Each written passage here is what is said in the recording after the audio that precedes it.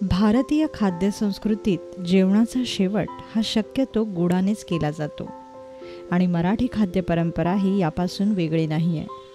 पण आपल्याकडे मांसाहारी जेवणाचा शेवट एका वेगळ्या पदार्थाने करायची एक वेगळीच प्रथा आहे आणि ही प्रथा फक्त आणि फक्त महाराष्ट्रातच दिसून येते. सोलकढी. महाराष्ट्राला लाभलेला सागरी किनारा जसा आपल्या सौंदर्याने आपल्या डोळ्यांना समृद्ध करतो, ठीक तशीच कोकणात बनवली जाणारी ही सोलकढी दैवी चवीने आपल्या आत्म्याला तृप्त करते. चला मग आज आपणही बनवूया सोलकढी.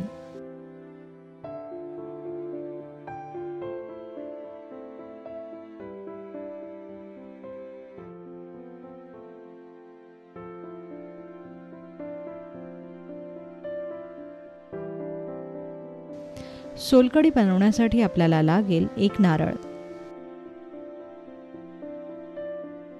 8 ते 10 कोकम,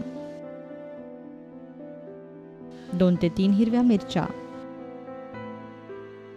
2 ते 3 लसणाच्या पाकळ्या, ताजी कोथिंबीर आणि चवीपुरतं मीठ. सर्वप्रथम कोकम पाण्यात भिजवत ठेवा. तुम्ही यासाठी गरम किंवा थंड कुठल्याही पाण्याचा उपयोग करू शकता. यानंतर नारळाचे काप मिक्सरमध्ये घ्या व त्यात पाणी घालून याचं बारीक वाटण वाटून घ्या.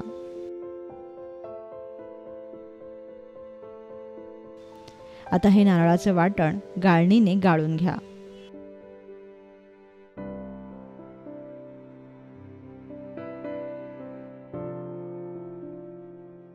नारळाचा हा चोथा दाबून दाबून याचं पूर्ण दूध काढून घ्या.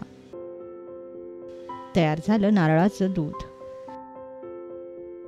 या नारळाच्या दुधात मग भिजवलेल्या कोकमाचं पाणी घाला आणि कोकमही कुस्करून घाला.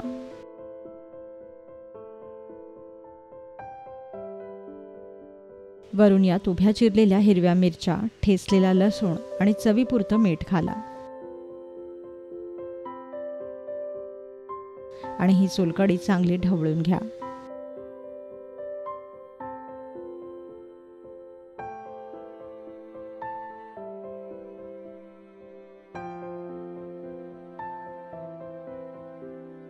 दोन मिनिटे ढवळल्यानंतर सोलकढीत बारीक चिरलेली कोथिंबीर घाला आणि पुन्हा एकदा ही सोलकढी ढवळा. तयार झाली सोलकढी.